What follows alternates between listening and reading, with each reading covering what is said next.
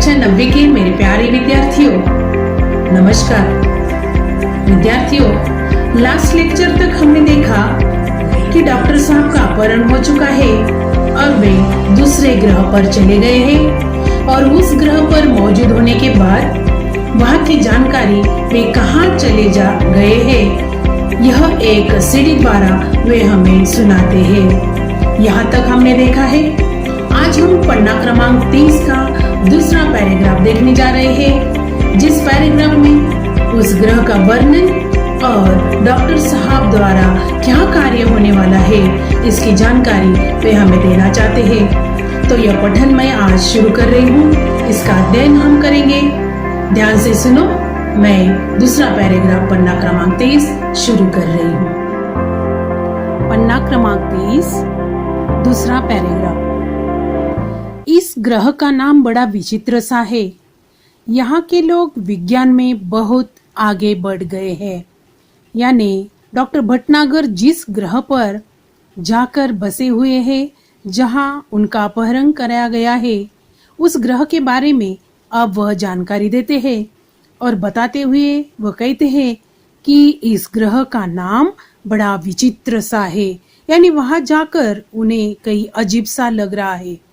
वहाँ के लोगों के बारे में भी बताते हैं कि यहाँ के लोग विज्ञान में आगे बढ़ चुके हैं। आगे वे कहते हैं इनके पास ऐसे यान है कि ये एक सौर मंडल से दूसरे तक आसानी से आते जाते हैं। यानी विज्ञान क्षेत्र में वे आगे बढ़ चुके हैं। धरती का ज्ञान उन्हें नहीं है। धरती पर जैसी व्यवहार हम करते हैं वैसे उस ग्रह पर नहीं है। ऐसी तुलना भी वे करते हैं कि वे कहते हैं कि वे लोग इतने आगे बढ़ चुके, उनके पास बहुत सारे यान हैं।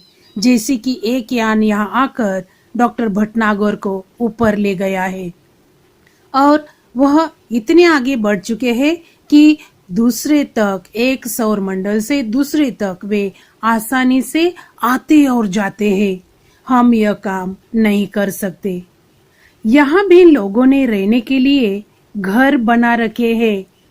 आगे बताते हैं कारखाने हैं, बाजार है, बस्तियां है, मोटरें है, सभी कुछ है, लेकिन हमसे बिल्कुल भिन्न।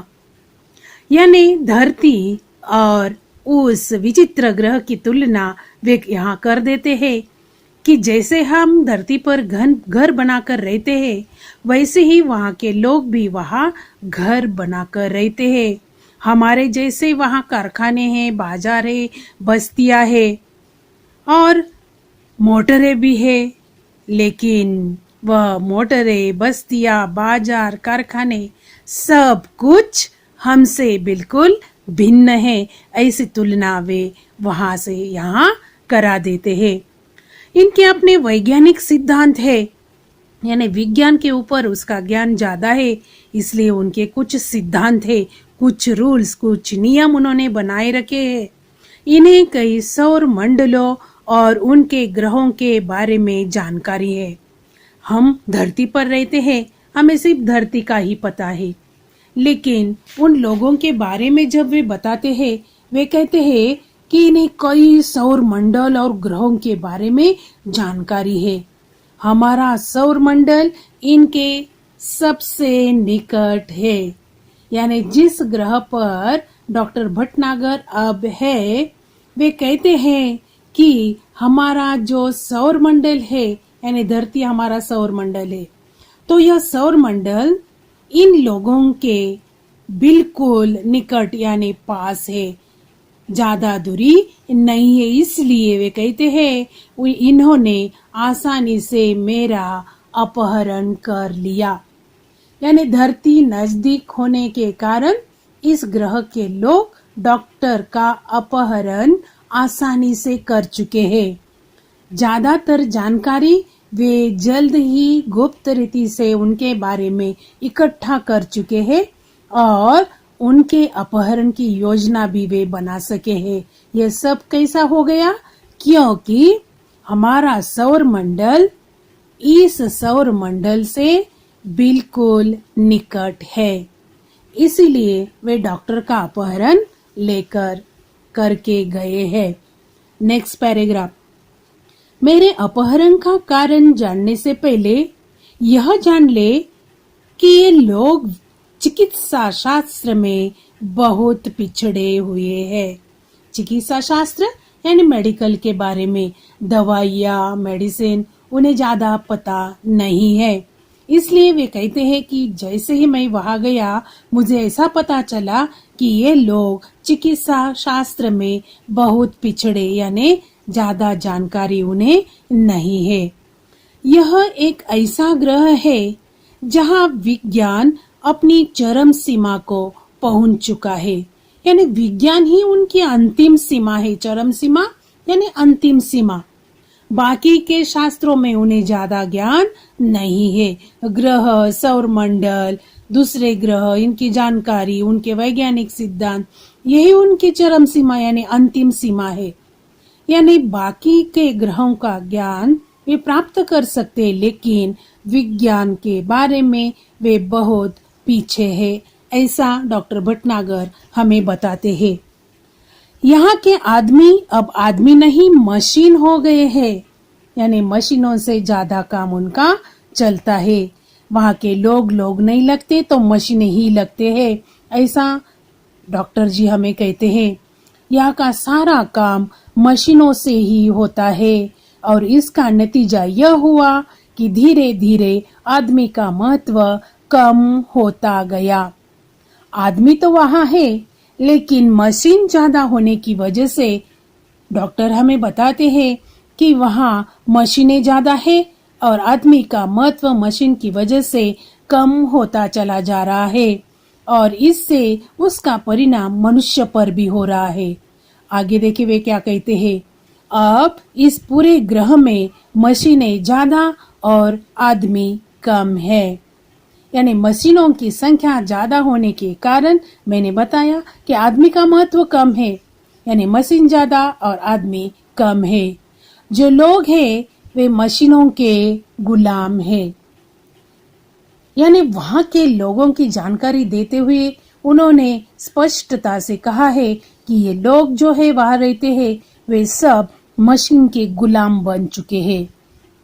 दूसरी ओर यहाँ के लोगों को एक विचित्र तरह का सडन रोग होने लगा है, यानी डॉक्टर का अपहरण किया गया है। इसकी जानकारी अब हमें पता हो रही है। क्यों डॉक्टर का अपहरण किया गया है? कि वहाँ के लोग जो है जिनका संबंध मशीनों से ज्यादा होकर नहीं तो मशीनों का ज्यादा काम होने की वजह से मनुष्य की कमी वहाँ नजर आ रही है। इसके लिए वे निकम्मे होते चले जा रहे हैं और उन्हें एक रोग लग चुका है। शरीर का कोई अंग उनका अचानक क्या हो जाता है, सड़ना शुरू हो जाता है और फिर वह आदमी मर जाता है। यानी विचित्र तरह का सडन रोग इन लोगों को लगा हुआ है। जो लोग हैं वे मशीनों के गुलाम हैं और दूसरी ओर यहाँ के लोगों को एक विचित्र तरह का रोग भी वे कहते हैं लग चुका है और ऐसा रोग है कि अचानक शरीर का एक एक अंग सड़ने के लिए शुरुआत हो जाता है और फिर वह आदमी क्या हो जाता है, मर जाता है। यानी इलाज न होने की वजह से यह व्यक्ति मर जाता है। इस रोग का इलाज इन्हें अब तक नहीं मालूम हो सका है, यानी इस सडन रोग पर कौन सी दवाई दी जाए इनकी जानकारी अब वे प्राप्त नहीं कर सके हैं। उन्हें अभी तक उस दवाई का पता नहीं है, इसलिए लोग भी मरते चले जा रहे हैं। यहाँ के वैज्ञानिकों ने मेरे बारे में सुना, लोग वे मालूम हो चुका है कि उनका वे दवाई का पता नहीं चल सका है, लेकिन इस रोग का कारण वे मशीनें ही हैं, ऐसा वे समझते हैं। और मशीन होने का कारण क्या है कि जो मशीन है वे कैसी है, जो इन्हें नकारा बने हुए है। नकारा यानी नकारापन का अर्थ क्या है, निकम्मापन, यानी कुछ भी काम का नहीं है, कुछ न करना। निकम्मापन यानी कुछ भी न करना, यानी मशीन सब काम करती है, व्यक्ति का वहाँ कुछ भी काम नहीं है, इसलिए व्यक्ति निकम्मा बनता चला जा रहा है। निकम्मा के उदाहरण अगर हमने देखे कि हमारे धरती पर नकारापन का रोग भी है। कौन सा? लोग आलसी है, काम नहीं करना चाहते। दूसरे प्रकार के लोग भी हमारी धरती पर जो अत्यधिक सुख सुविधा के कारण नकारा बन जाते हैं, यानी सब है, कुछ भी हलचल नहीं करना। इससे क्या होता है? जड़ों में दर्द, स्थूलता, ऐसी बीमारियां घेर जाती है और धीरे धीरे मनुष्य क्या हो जाता है? निकम्मा, कमजोर बनता चला जाता है। यानी धरती का उदाहरण मैंने दिया, लेकिन उस ग्रह की स्थिति किस प्रकार है? वहां मशीन के कारण यह मनुष्य भी नकारा हो गया है। यहाँ के वैज्ञानिकों ने मेरे बारे में सुना था, इसलिए इन्होंने सोचा क्यों न मुझे यहाँ बुलाया जाए। धरती पर यह दवाई देने का काम करता है, यहाँ आकर भी वह ऐसा काम कर सकता है, ऐसा इन वैज्ञानिकों ने जाना था। तब कोई ऐसी तरकीब सोची जाए कि सड़ा हुआ अंग काटकर उसके स्थान पर दूसरा अंग लगा दिया जाए। देखो, डॉक्टर होने की वजह से डॉक्टर कुछ भी कर सकता है, इसलिए वह सोच रहे हैं कि डॉक्टर हमारे काम का है, सड़ा हुआ अंग वह निकाल सकता है और उस जगह पर दूसरा अंग यानी दूसरा अवयव वह ट्रांसफर कर सकता है, तैयार कर सकता है। बस इसी कारण मेरा अपहरण हुआ है, यानी अपहरण का कारण अब हम पता कर चुके हैं कि किस लिए डॉक्टर का अपहरण हो चुका है। वे आगे कहते हैं, आज मैं यहाँ बैठकर सोच रहा हूँ कि हमारी पृथ्वी पर भी विज्ञान तेजी से उन्नति कर रहा है। धरती की तुलना वे वहां बैठकर भी करते हैं कि धरती पर भी लोग बहुत सारी उन्नति कर रहे हैं।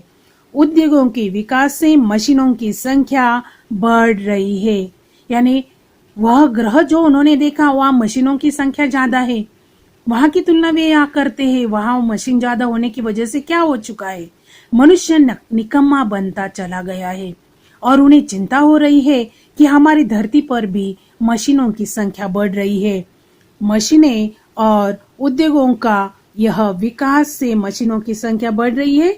मशीनें और कारखाने, वातावरण दूषित हो रहा है, वातावरण भी दूषित होता चला जा रहा है। आगे वे कहते हैं, देखो पन्ना क्रमांक 23 पर, अब वह सब अगर जारी रहा और ज्यादा मात्रा में हुआ तो पृथ्वी पर भी ऐसे दिन आने में देर नहीं लगेगी। यानी उन्हें वहां बैठकर पृथ्वी की चिंता भी हो रही है। मशीनों की संख्या धरती पर भी बढ़ रही है, वहां मशीन ज्यादा होने की वजह से क्या हो रहा है? हमारे धरती पर अगर ऐसी स्थिति मशीनों की बढ़ती चली जाए तो धरती पर भी यह सड़न का रोग जरूर लग जाएगा। ऐसी डॉक्टर को वहां बैठकर धरती की चिंता हो रही है, ऐसा वे वहां बताते हैं।